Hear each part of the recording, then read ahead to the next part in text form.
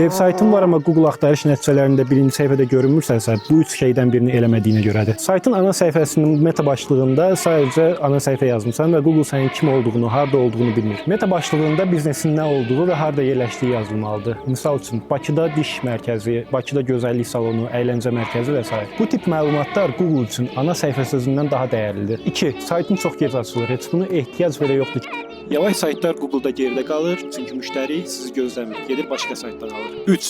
Google xəritələrdə qeydiyyatdan keçib güclü bir profil yaratmamısan. Müştəri girib Google'da diş klinikası Bakı yazanda birinci yaxınlıqdakı bizneslər çıxır və sən orada yoxsan. Əslində bunları düzəltmək çox da güclü bir bilik tələb eləmir. Bunlar işini bilən mütəxəssisin bir neçə gün içində həll edə biləcəyi problemlərdir. Amma çox insan heç bunları etmək istəmir, saytım işləmir deyir, amma əslində sayt işləyir.